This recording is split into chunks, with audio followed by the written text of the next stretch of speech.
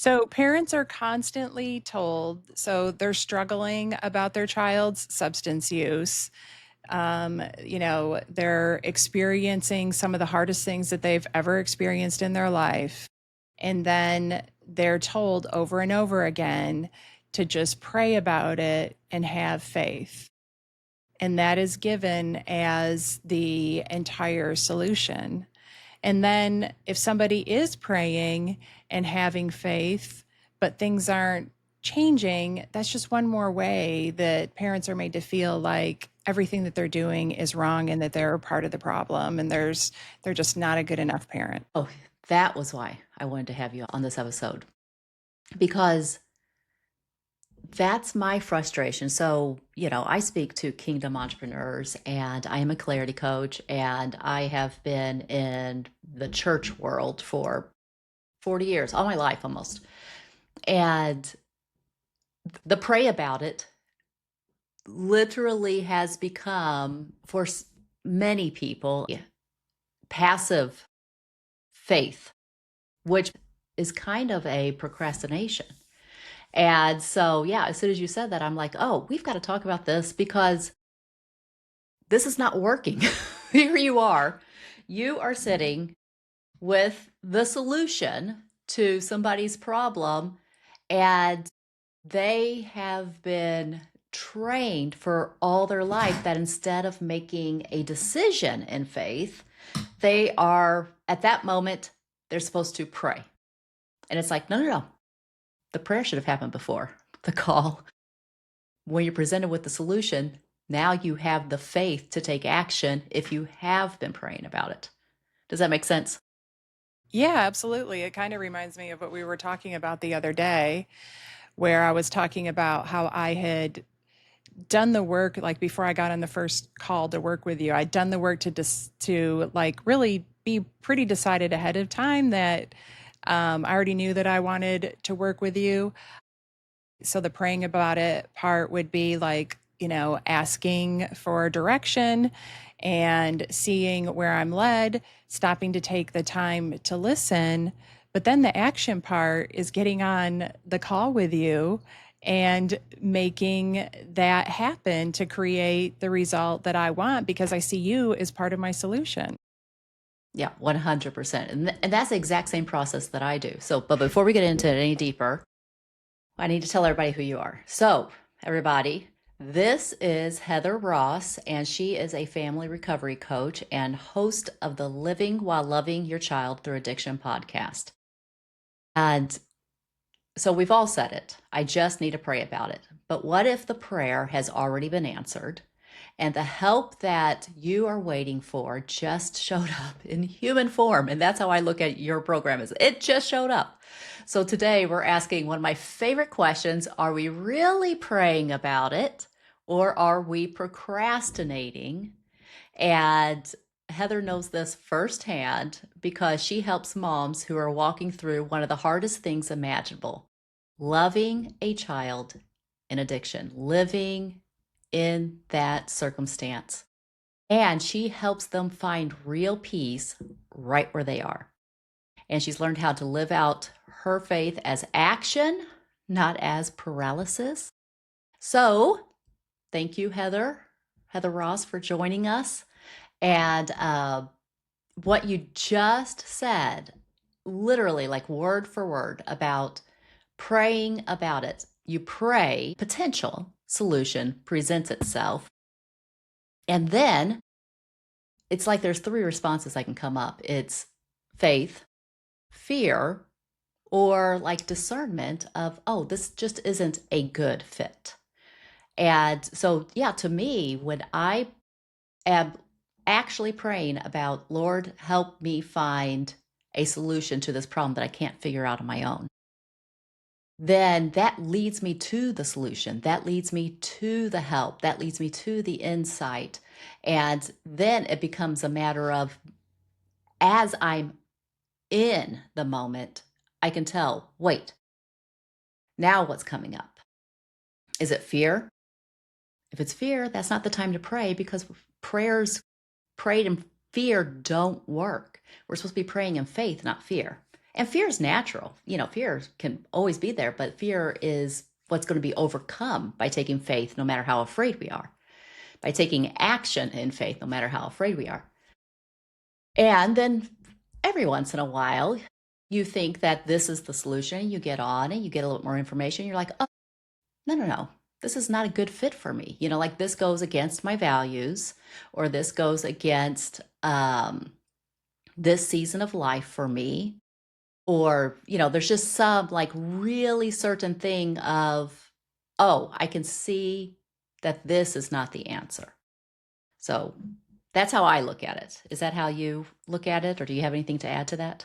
Well, I love the way you clearly define the three buckets of faith, fear, and discernment. I think that's why you're a clarity coach.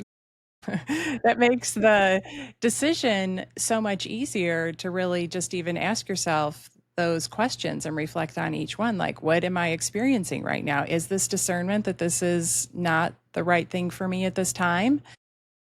Did faith lead me here? Right? Was this the answer to my prayers? Or am I feeling too much fear to make this decision right now? And if so, how do I work through that fear? Because that's the reason why parents are reaching out to me, because they're living full of fear and they need support. And I think part of the process is really learning how to get out of that fear to make those clear decisions, to be able to see their discernment.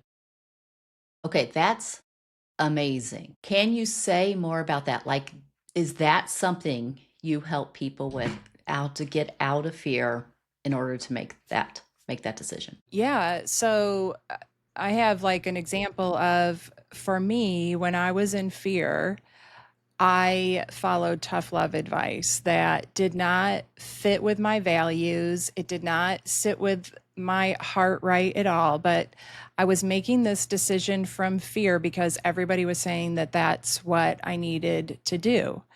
And so I did all of these things that I still to this day regret because I made that decision from a place of fear. But once I got help to really stop and listen to the answer to all those prayers that I've been praying, and be able to decide what I really thought and felt, then I was able to get that discernment again. But I had to have help to get there, right? Like, I started working with a coach who helped me to work through, like, to really understand what I was thinking and feeling and doing, and to realize that these thoughts, like I'm a bad mom or she's going to die, led to feelings like fear that then led to actions that never felt good. But when I understood, like, I don't want to make decisions from a place of fear, I want to make my decisions from love. Really, that was the main emotion that I chose to go back to was, but I needed help to get to what does making decisions from love mean to me. And so that's what I help parents do, to really decide for themselves, where do they want to make their decisions from as a parent? What parent do they want to be in this really difficult situation? How do they want their child to remember them during this really difficult time in their life as well? Really getting down to what matters most to them in this situation, instead of just taking all this action based on all these fears, because your mind's constantly presenting everything that could possibly go wrong. Yeah, this is what I said. I said that working with a coach gave me my faith back, because I had not realized to what extent fear had overtaken my whole belief system. And I was more afraid of getting it wrong with God and him being displeased with me than I understood all of the abundant living and promises that he had waiting for me. literally just, I was blind to that side of the equation because I was so trapped in the fear side. And so it's just amazing how I'm just imagining, maybe the mom showing up to one of your calls and, okay, let me back up a little bit. I mean, one of the reasons why I was so glad that we got to work together is because when you told me what you did, I was floored. I mean, I was just amazed at the result that you were delivering your clients. And I literally thought everybody in the world needs to know about her. And so, like this is the thing. How do more people not know about this? How in the world is her business not the biggest business in the world? It's just what made sense to me was like, because the need has never been greater. And your solution has never, is the solution, is the answer, the pre is the practical answer to the prayer of faith. And I think that because I've seen it in my world, like I have seen Christians over and over and over again have a child who is going through the most difficult of circumstances, addiction, and they don't know what to do. And in their not knowing what to do, they do a bunch of things that are driven by fear instead of driven by faith. And they don't know how to live out their faith practically in the moment when they need it the most. And one of the reasons is because they don't even understand sometimes what we're talking about here of being trapped in the feeling of fear and then automatically taking action from that versus being able to just step back into the faith and the trust and the peace and relying upon the actions, relying upon the fruit that comes from having that mindset no matter what their child is going through. So before we go any deeper, let's back it up and you tell us a little bit about your story and how you got to this work and what your work specifically is. Yeah, so I just want to say quickly, though, before I do that, because I was thinking of something while you were talking about fear, and it really tells us a lot of lies.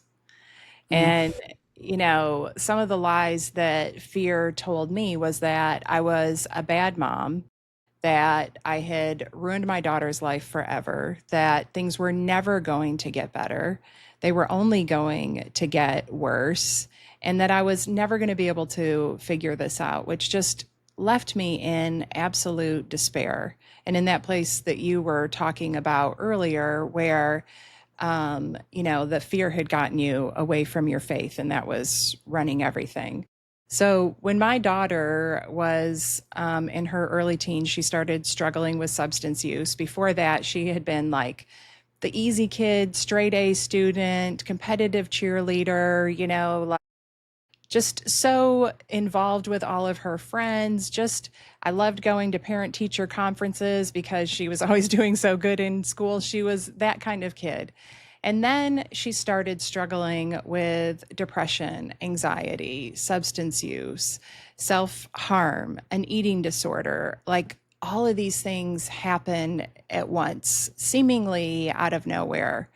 And I was completely overwhelmed. I did not know what to do.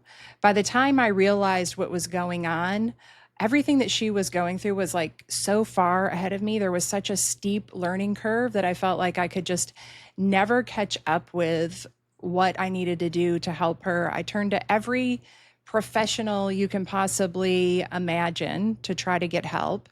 And things only got worse. A lot of the messaging we got was that, that she needed tough love, that it was her fault, that she wasn't trying hard enough.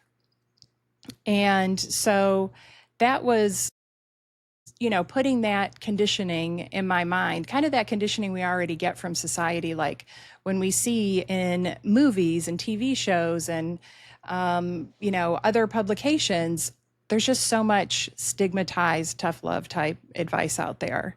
And so I felt like that's what I had to do because I didn't know what else to do. And we went on like that for about 5 years, and things only got worse. By then, my daughter absolutely hated me. My life, everybody's life in our home was in absolute chaos. And I felt horrible. My hair was falling out. I was sick all the time. It was having a huge physical impact on me. I ended up quitting my job because I just couldn't do it anymore. Like it had beat me down to the place where it was having a physical and mental impact on me. I was like kind of joining my daughter where she was. And I ended up finding CRAFT. It's called Community Reinforcement and Family Training. And it's a very loving, compassionate, evidence based way to support people. And when I found this book, it was like, finally, I've been up all these nights Googling, looking for how can I help my daughter when she doesn't really want help? And all I could find was, you've got to let her hit rock bottom and there's nothing you can do. You're completely powerless until she decides that she is ready to change, and just don't enable, right? Like that was all that I would find over and over again. But when I found CRAFT, it told me what I could do even if she didn't want to change. And it gave me permission to really nurture my connection with her again, because you can leverage that connection. You can gain influence with that connection. It gave me the opportunity to repair our relationship and strengthen it, and to feel really good about myself as a mom in the way that I was showing up. And even though things were like, by that time, my daughter was on a heroin and meth. She had been unhoused several times. Things had gotten so much worse than I ever possibly could have imagined. But from that horrible place, CRAFT helped me to reconnect with her, and I feel treat her like she deserved recovery, treat Mm. her like she really mattered, and that her life was worth fighting for. This just gets me emotional because I feel like for a long time, the way I treated her said, you don't deserve to get better. And my daughter did end up getting into recovery for about 18 months, and she was doing incredible. It's like every time I would see her, the light was brighter. She was happier. She was working, making friends. She was really finding her way in life. And, she was in sober living, and some bad things happened in that house. And she had a reoccurrence of use and ended up overdosing and passing away. And I'm so grateful that I got the chance to repair my relationship with her, because, most people feel like losing a child to, in any way is the worst possible thing that could happen to you. But I think the worst possible thing that could happen would have been that I did not get the chance to repair our relationship before she passed away. That, I know that she was felt, loved, and supported by me.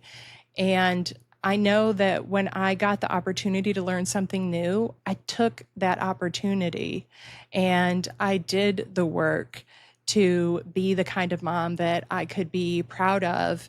And I controlled the one thing that I could control, which was me. We cannot guarantee any outcome with our kids, but we can guarantee how we show up in a way that we can be proud of. And, that gives me peace every day that that's how I showed up for her. Wow. What you said, we think the worst thing is losing a child. And yet the worst thing is the regret of not have having that relationship. I had that moment. One of my kids went through what I call the dark night of the soul. And because I already understood the difference between operating under the fear mindset versus the faith slash unconditional love mindset. I mean, it was a totally different experience. I know that the old April, who in fear would have made the situation worse, would have made every encounter worse, would every time would have just been doing things that would have pushed my child away during that time. And I I also remember, I mean, I specifically remember this one time. And I'm not going to give any details out, because it's not my story, it's my child's story. But I received some news and I knew there is nothing I can do to fix this. And also, at that moment, I had no one else to turn to talk about it, who could have held space for me, that could have held space for my, fear and whatever. And I just remember that. And fortunately, I had my faith to like pray through it and cry through it. And I mean, I didn't even share it with my husband because the message that I had from God was be still and know that I am God. Like in the uncertainty of this, you're not going to control this. You're not going to fix it, April. You're going to allow me to handle it. But I just think that it would have been wonderful to have known you then and see you model that already because I felt all alone. I mean, and God showed up and gave me an answer. That's the brilliance of this, is that, I mean, like when you told me about, a woman showing up and saying, and then you presented the solution and then she says, I need to pray about it. And I just felt a groaning in myself of like, that's not how prayer works. Prayer gets you to the solution and then strengthens you as you take that scary step of faith. Um, but it's not meant to be the pause on, let me think about it, let all the fears come up, and then keep me trapped in the same situation, not knowing, afraid to step out, afraid to take action. Faith without works is dead. So, and I'm not saying, obviously, I hope all my listeners understand that, prayer has you, buying every solution that comes across your way. No, prayer strengthens your discernment for sure. But when somebody is presenting a solution, understand that that is an opportunity right then, right there to make a decision. Either a strong faith yes or a strong faith no, but the pause is not making a decision. And the decision is in the faith. The pause is coming from the fear. I hope that makes sense. Yeah. And you talked about being still. And I think that is such a superpower to be able to be still with that discomfort and not act on fear, but to just continue listening. And I think that that's part of the thing that we get into when we're in fear is we're saying all these prayers, but we're not being still to listen. So we're not listening to any of our inner wisdom either. And so to be able to develop that skill to be still and listen to the answers that you are being given is a real superpower. Like that was part of things changing for me was I just had a lot of praying, but I didn't do much listening until, I had to Oh my learn gosh. to stop and listen. It was just a frenzy of movement and doing and trying to out action, what was happening in my life. But that's what I had to learn was just to stop and be with all of the uncomfortableness, because that's why we don't want to stop, because then we really feel what's going on, and listening for the answers that we get in that. So good. Praying. So busy praying, we're not listening. Busy praying, buzzy praying. That's what made me think of. Yeah. It's, this is kind of a humorous story, but this what I'm about to tell. I remember my one of my kids was going to college, had a full ride scholarship. And actually, I can tell the story. I can reveal which one it is. It was my daughter. And uh, she she decided she was going to give up her full ride scholarship because she just didn't feel that this college education was going to do her any good. And she was just like, it'd be better for me to just go out in life and get experience. And she's telling this to, her dad and I. And I'm just like, oh my goodness, you're giving up free money, and you're going to regret this, and I'm also reminding myself, she needs to make her own decisions. But I remember my husband said, well, let's just pray about this. And I remember laughing to myself because I realized in that moment, we never prayed about her accepting the scholarship because, that was just like, why wouldn't you? You know, and it just felt an odd thing to realize that we use the phrase, we pray about this to say so many things like, I disagree with your decision, or, like, don't be hasty, or, and how we're missing the power of prayer, which is aligning ourselves with God's will, God's provision, and most importantly, God's mindset.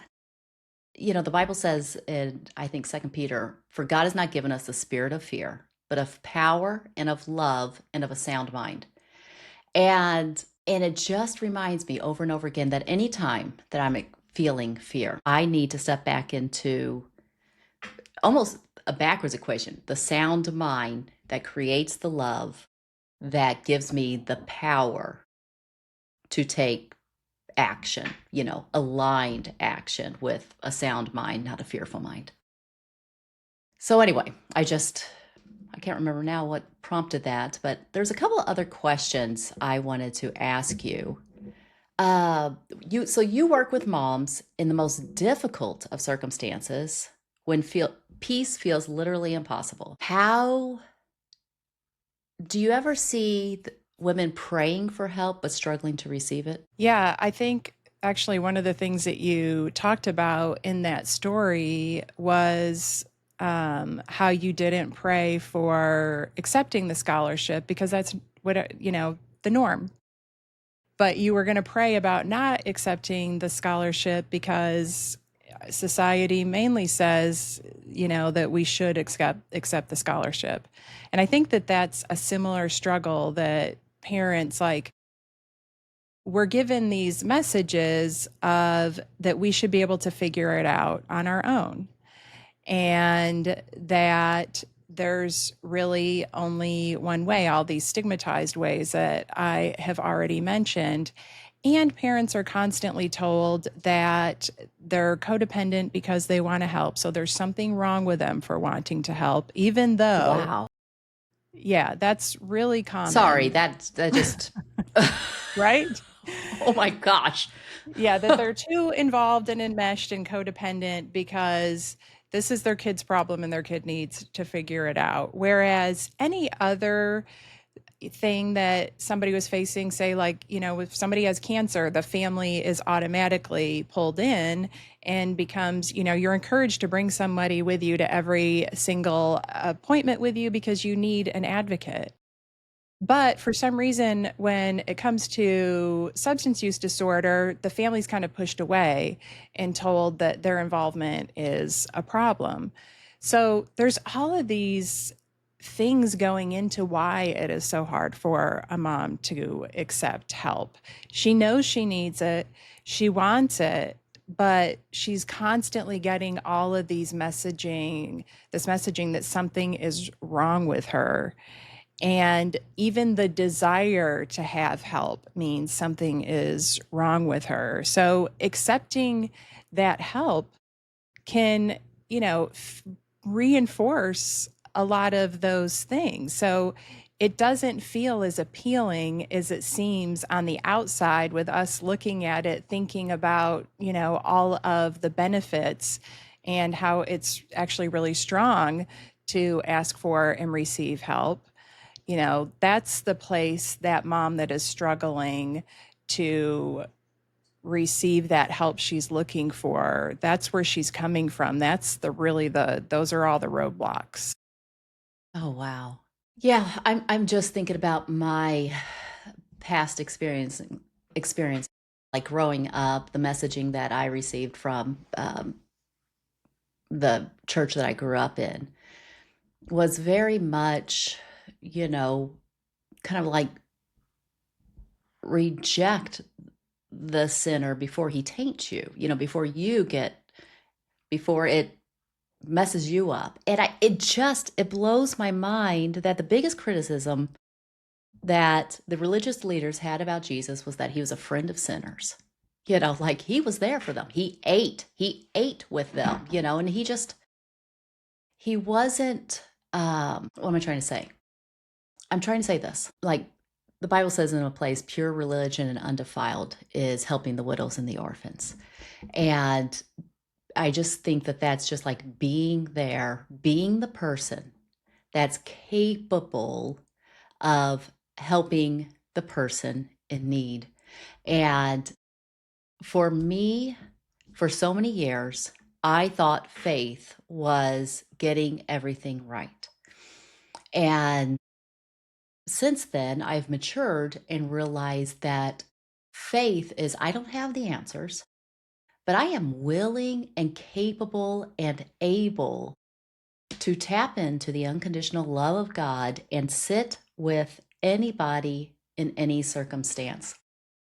I had a family member who ended their life very young, and so tragic, so sad. And in that moment, I realized this is the gift of faith. This is the gift of unconditional love, that I can sit here and hold space for this person, or hold space for, their loved ones, and listen and just be with them in their grief, not try to, there's no wishing this away. There's no, God's going to make something beautiful out of this type, like that's not the message somebody needs to hear. Or, there are no words in those moments. There's only the ability to share your peace with them. And I think, that's what I'm assuming. That is the gift that you are bringing to the women in your program is you've been through the tragedy. You have the peace. You show them how they can have peace no matter what the circumstance is. And then you show them how to become the person who holds the peace around others who also lack that peace. Hmm.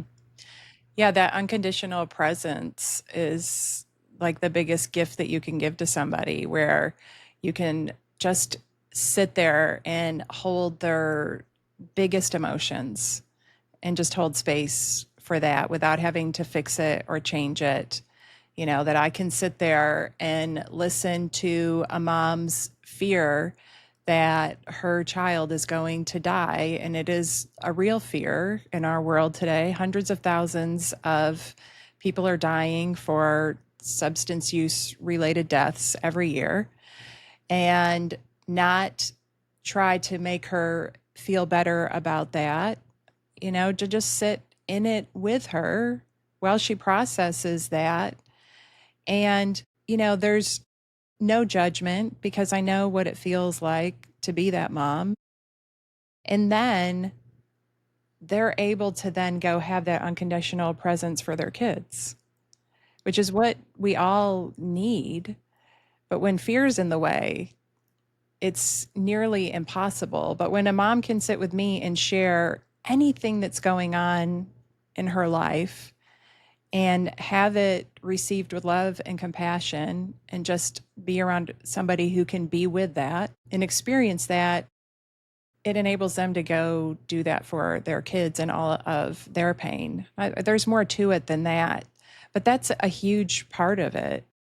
is really, again, going back to really just being able to be still with what's actually happening and being able to hold that space for somebody with it's totally okay however you feel and whatever you think. And that, and when you're ready, we're going to move into some solutions, but being able to just be with that's something that we don't get very often because most people are really uncomfortable with it. And at first they'd be like, don't cry, don't feel that way.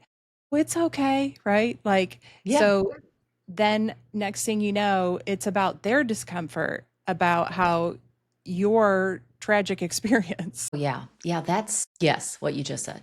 I mean, it's just, we are supposed to cry. We're supposed to weep with those who weep. We're supposed to rejoice with those who rejoice.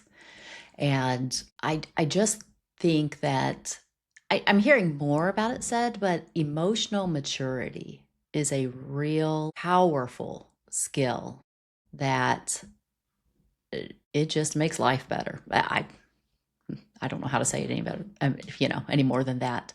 Let me look at a couple other questions that I had. Oh, this is one. You talk about moms carrying guilt or fear or shame. What tends to lift first when they start working with you? Yeah, I think the thing that has to happen first before the guilt or the shame or the fear lifts is one, there's just this hope. There's hope that things can be different, that there can be a different way of looking at things, and that hope then goes from that to like pairing some action with hope and really taking time to, instead of looking outward, like when we're in this situation, we tend to spend like we're looking outward for answers and we're taking all this advice and we're looking outward at our kids to see how they're doing to decide how we feel. But once we start really looking inside of ourselves and deciding what is right for us, what is most important to us, and really questioning that guilt and that shame and that fear. I don't know that any single one goes away first, but the antidote to all of that is really stopping and questioning it. Like Mm, those lies that our brain tells us. Is this even really true? Do I actually really believe this? Or did I just think you're a bad mom and I feel guilt and shame and fear, and that's where it all stops because it's so uncomfortable? It's like getting that skill of moving to that next level of questioning it and being outside of it. Now you're not in the middle of it anymore. That's what helps with relieving those really tough emotions that keep us stuck. it's so good. It just reminds me of what you said, the fear lies that you used to struggle under. And as you were saying that, I remember that song. There's a song that says, Fear is a liar. And it's just, it's a song that I play every single time that I'm just like, oh my gosh, I'm stepping out and doing something different and it's freaking me out, and I'm like, fear is a liar, it's that's the mindset that has you just focused on all the, all of this stuff and not seeing this and not seeing what you said, the hope. I mean, because what is it, without hope, the heart is sick. I mean, we just, when we lose hope, we're stuck. I mean, we're stuck. We do not go forward.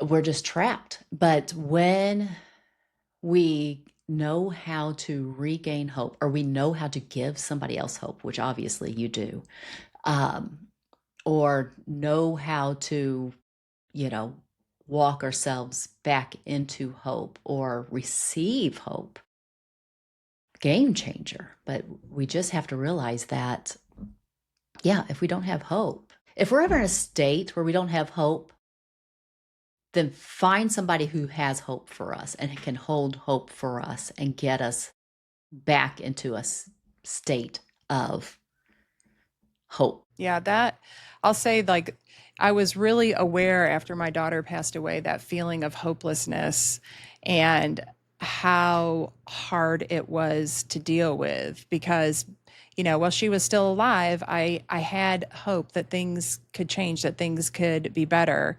And then it was like, where do I get my hope from now? And it really, I had to find, like you said, people who had hope, other mothers who had been through what I had gone through and still believed that their life had value, that they were living purposeful, intentional lives, helping people, experiencing joy. I had to go out and find evidence that there Mm, could be a new kind of hope. So I think I just want to say that that's great advice. Go out and find somebody who has hope or can help you get your own, because I think the one of the worst feelings I felt in all of this was that sense of hopelessness. That's when I truly felt stuck. yeah. Yeah. It's finding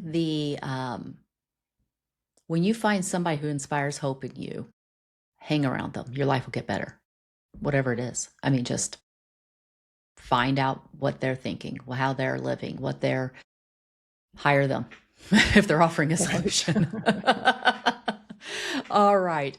Let's see here.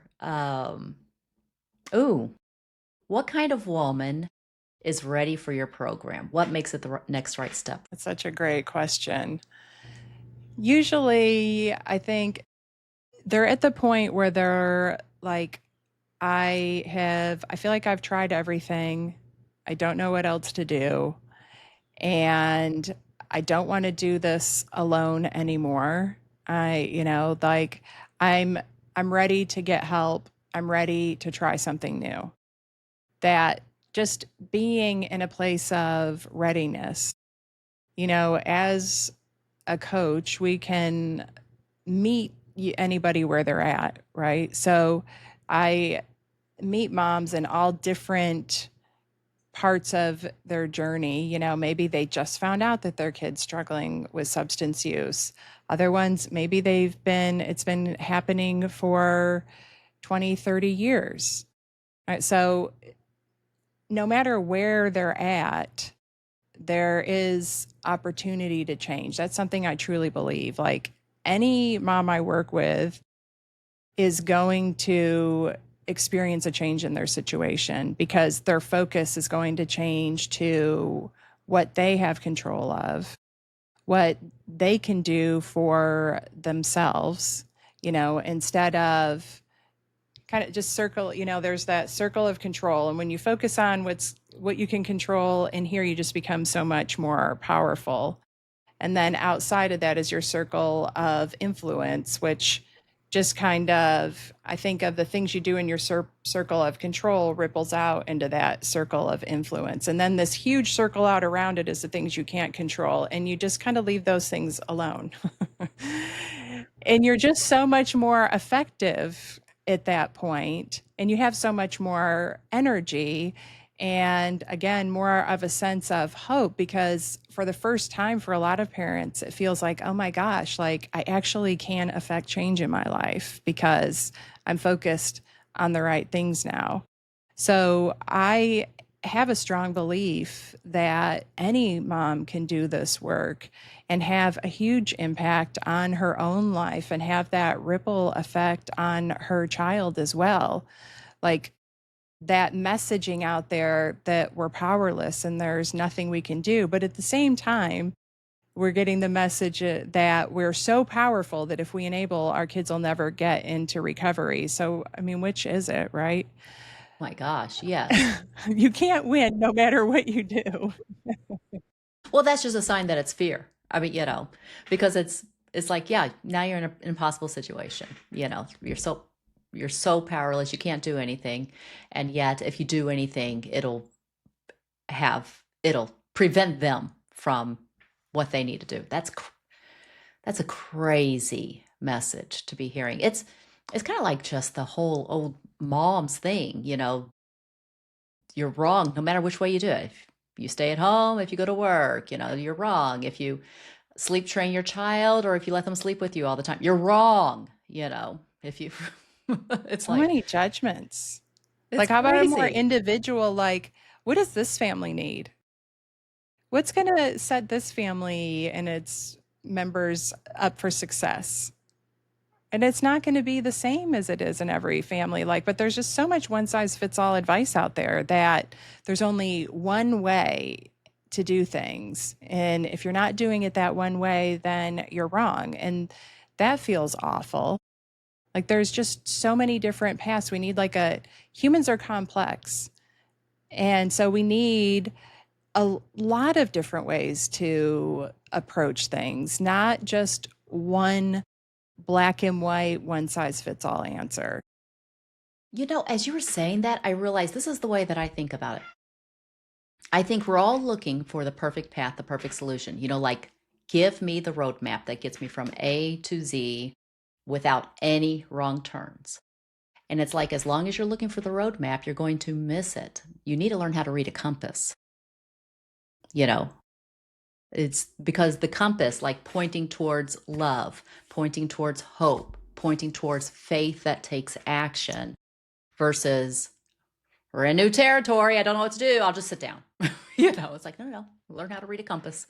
And because that is the thing, every life, every family, as I work with my clients, every business is so incredibly unique that we've got to break the mindset, the strategy mindset of there is this one size fits all answer and really learn how to read the compass, how to have the discernment, how to be in our unique situation with faith and confidence that takes loving action, that leads to loving action. Not a know it all attitude of, oh, this worked for me, so it has to work for you, but the understanding that and the willingness to adapt and flex and, oh, we're presented with a new challenge. What do we need to learn here, know here, do here? So, Yeah, and I love that map and compass analogy because, like, when we're in fear, we want certainty. We really want it bad. And so the map helps with that. And people who are giving that one size fits all advice are often very certain. And so it sounds comforting. But when you give somebody a compass and you teach them how to use it, then they can figure it out for themselves in any situation. And that's, what I love about craft and working with parents. It gives them a framework to learn how to read the compass and to figure things out themselves, no matter what happens, no matter what, and in a way that feels good to them. But their brain really wants that roadmap because they're done living in all the uncertainty and fear. yeah. Yeah, and it's a game changer to learn how to read your own compass rather than follow somebody else's map because your confidence will be so much more certain because you'll know this is the process. Your tool, your craft tool will walk them through exactly their situation, no matter when the situation changes. I mean, how many times we're always using GPS and then you make one turn and they're like, recalculating, recalculating, and it's like, that is life, recalculating. I hate those words.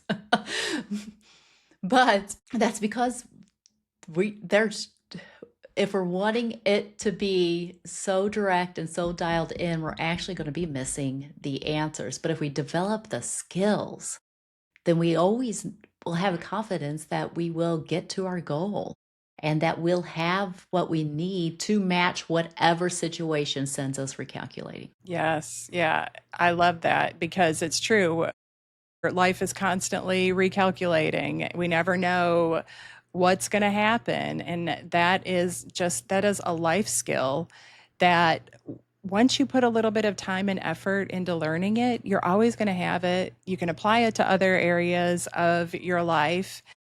And then your certainty comes from inside of you and not from anybody else. There's nobody between you and your certainty and your feeling safe and feeling capable once you learn that skill of reading the compass. And it's so amazing because then it's something that you get to bless others in your life with, for sure. Your illustration of the circle of this is the stuff that I can control.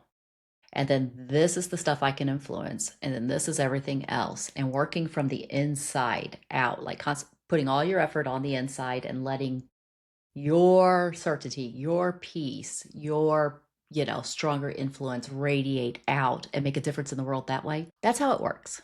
I mean, that's like the core of psychology. That's the core of the faith walk. That's the core of how principles work. Don't try to do life backwards. It doesn't work. No, don't start in the outside of the circle where all the stuff out of your control is. Trying to control the universe so I can feel peace. It's like, it's not going to work that way. I mean, it took me a long time to figure it out. But boy, once I figured it out, I was like, I am on board and I'm ready to help others. And I love that you're doing the exact same work, just with a different group of people. But oh my gosh, like I said, in the most difficult of circumstances. So, all right. So tell anybody final words, last thoughts, and how they can reach you, how they can get your help. Well, thank you for having this conversation today. I think it will be really helpful for anybody who listens and is trying to decide their next steps. And just, to any mom or parent who is listening and feels like hopeless and you don't know where to turn next, to stop and listen, look inside of yourself. You do have all the answers inside of you. If you are feeling you need help, if you're sick of doing this alone anymore, it is okay to get help. You will get so much farther, so much faster. I can't tell you how much I grew and changed once I finally reached out for help and got it regularly. And I didn't have to go through what I was going through with my daughter alone anymore. It made all the difference. My website is heatherrosscoaching.com. I'm at Heather Ross Coaching on Instagram and Facebook. And I have a free guide called A New Perspective about enabling, to help parents shift that perspective that everything that they do to help is wrong. And that's also on my website. That's great.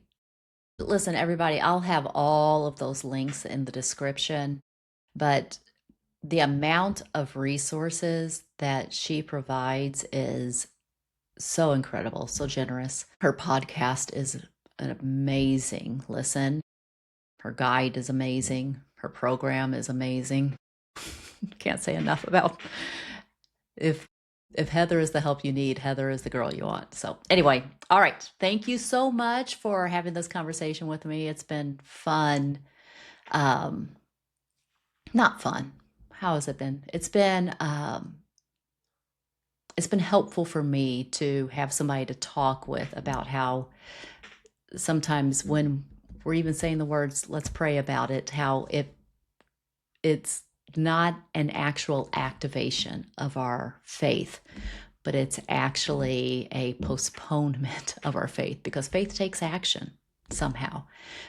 Faith without works is dead. And so how we can put that faith into action, and even when a circumstance like, I can't force a loved one to change in a way that we would all hope for them to change. But that doesn't mean that I can't have peace in the midst of that storm. And it also doesn't mean that I can't have peace that's so powerful to share with them, which will be the greatest help that I can offer them, without controlling them. So thank you, Heather. I appreciate that. Thank you.